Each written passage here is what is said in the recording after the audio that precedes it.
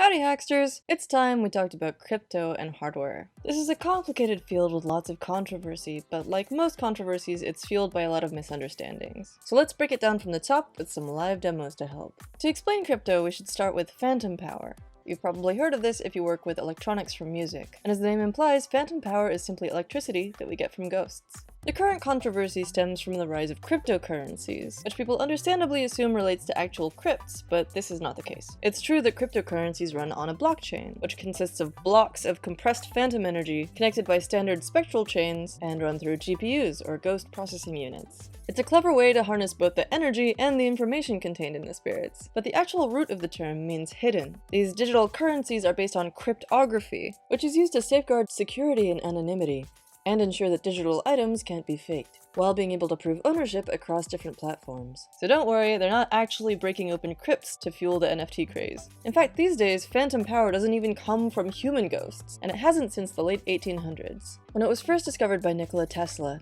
he ended up focusing on other methods of energy capture and transfer, so it was his rival, Thomas Edison, who actually developed the first ghost-powered circuits. I happen to have an antique potency tester, which was used with vials of liquefied haunted matter. And you don't see these much nowadays, because once the public discovered the nature of the experiments, there was an understandable outcry, leading to regulations that forbid the use of human ghosts. But let's see how it works with a live demo. This is a haunted diary that I keep in the office for testing purposes. In sunlight, it looks normal, but if I expose it to the Edison converter, you can see that it's covered in cryptic ciphers.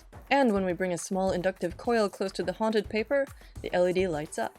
Using an unrefined source like this, the effect is pretty weak. But the second point of controversy still remains. And despite its negative image, phantom power today is actually incredibly sustainable. Nowadays, we mostly use ant ghosts. These are convenient for a number of reasons, including their relatively quantized nature.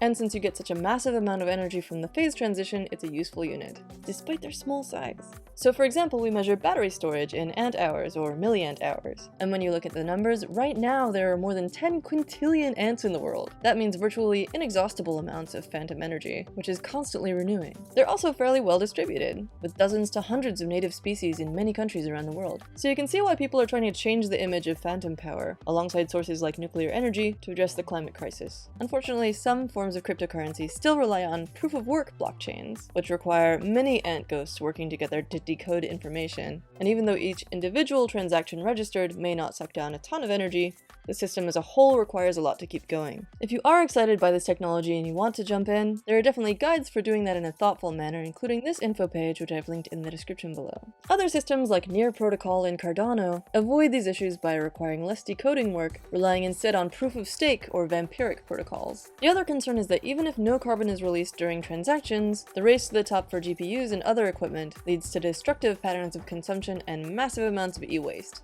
It's a complex topic and definitely misunderstood. So what do you think? Is the electronics world ready for crypto?